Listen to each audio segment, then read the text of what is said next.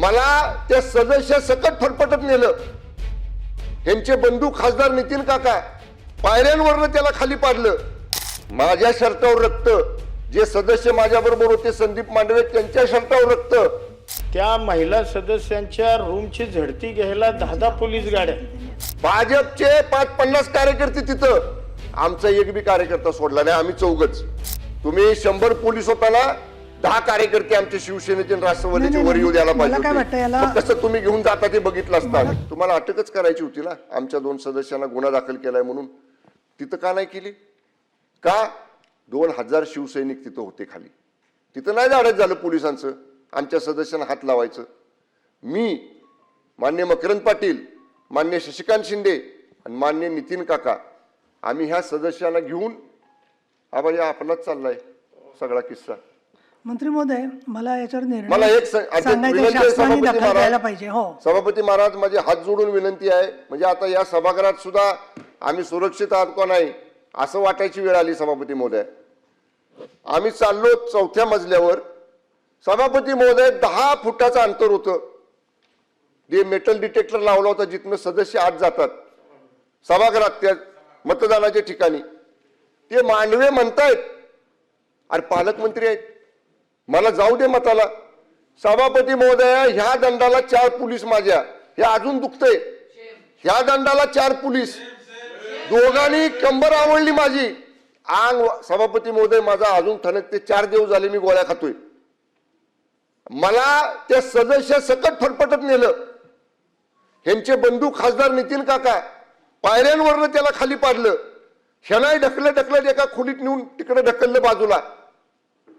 सभापती महोदय, काय 100 पोलीस साध्या वेशातले 4थ्या माळ्यावर. म्हणजे ही मोगलाई आहे का?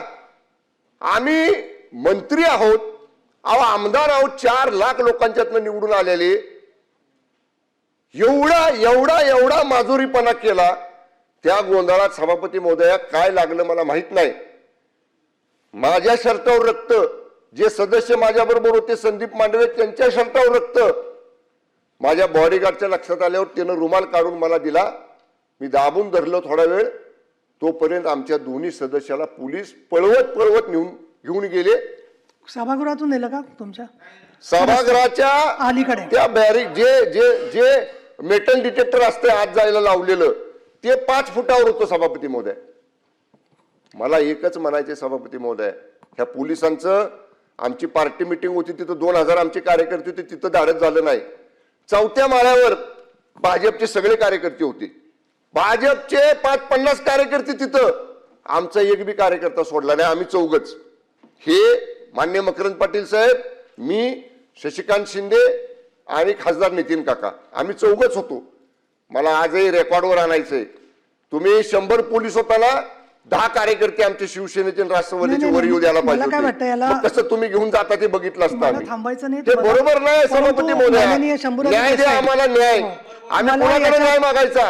इथं आपल्याकडे मागणार आणि खाली मान्य अध्यक्षांकडे मागणार. त्यामुळे माझी विनंती आहे, तो एसपी जो वागलाय ना सभापती महोदय, पूर्ण एखाद्या घरगाड्यासारखा वागलाय. त्यामुळे आपण, माझी विनंती आहे, त्याला तात्काळ निलंबित करा, बडतर्फ करा सेवेतनं.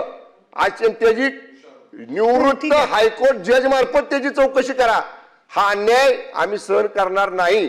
त्यामुळे माझे हात जोडून आपल्याला विनंती आहे, अशा पद्धतीनं मंत्र्यांवर आरेरावी करणाऱ्या, मंत्र्यांना जखमी करणाऱ्या त्या पोलीस दलाचा प्रमुख तुषार दोशी, एलसीबीचा इन्स्पेक्टर देवकर, एलसीबीचा असिस्टंट इन्स्पेक्टर गर्जे आणि त्यांच्या बरोबरचे 100 पोलीस यांच्यावर तात्काळ कारवाई करून त्यांना निलंबित करा.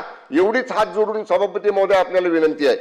अक्षरशः म्हणजे ज्या आमच्या महिला सदस्य होत्या त्या महिला सदस्यांच्या रूमची झडती घ्यायला 10 पोलीस गाड्या. आणि प्रत्येक महिला सदस्यांच्या रूमच्या झडती घेऊन अक्षरशः त्यांना जबरदस्तीनं नेण्याचा प्रयत्न हा त्या ठिकाणी पोलीस प्रशासनानं केला. 5:30 पहाटे आम्ही त्या व्यक्तीनं पोलीस स्टेशनला वाईला जाऊन जबाब दिला आणि पुन्हा 6:15 नवीन गुन्हा त्याच व्यक्तीच्या संदर्भामध्ये दाखल केला गेला. अशा पद्धतीनं अतिशय चुकीच्या पद्धतीनं पोलीस प्रशासन वागलं. अक्षरशः आम्ही मंत्री दोघं असताना सुद्धा म्हणजे एखाद्या आरोपीला ज्या पद्धतीची वागणूक दिली जाती त्या पद्धतीची वागणूक आम्हाला मंत्र्यांना जर या राज्यामध्ये मिळत असेल तर याच्यासारखं दुर्दैव असू शकत नाही. सगळ्यात महत्वाचं की आपण एखादा आरोपी असला तर आपण त्याला मतदानापासून वंचित ठेवू शकत नाही, कारण भारतीय संविधानानं ही दिलेला मतदानाचा हक्क आहे. त्या हक्कापासून जाणीवपूर्वक लोकशाही मार्गातून जे सदस्य निवडून आले त्यांना मतदानापासून अगदी मतदानाच्या दारापर्यंत गेलेले सभागृहाच्या तिथून पोलिसांनी त्यांना उचलून नेणं हे अक्षरशः या लोकशाहीला काळीमा फासणारी घटना ही सातारा जिल्ह्यामध्ये घडली.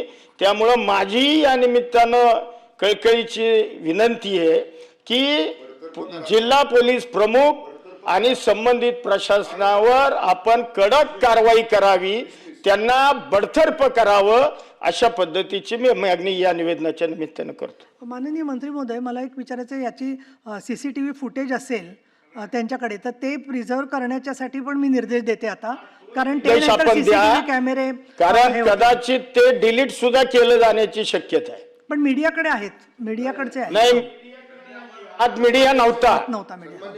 हे पहा, या सभागृहामध्ये आमदार सांगतात ते खरं मानलं जातं, तर मंत्री सांगतायत म्हटल्यावर ते खरंच मानलं पाहिजे. हा आत्तापर्यंतचा प्रघात आहे. एक. दुसरं, एवढी घटना घडल्यावर सरकारकडून कालच चौकशीचे आदेश जायला हवे होते, ते काही कारणाने गेलेले नाही आहेत. आज पहिला दिवस आहे सुट्टीनंतरचा. तर ताबडतोब साताऱ्याचे पोलीस अधीक्षक आणि संबंधित ज्यांनी लोकांना ढकलाढकली केली, जखमी केलेलं आहे आणि महत्त्वाचं म्हणजे मतदानाच्या प्रक्रियेपासून वंचित ठेवलेलं आहे, त्यांचं सरकारने निलंबन करावं असे मी निर्देश देत आहे. आता याच्यानंतर बोला पुढे काय असेल तर. चालेल.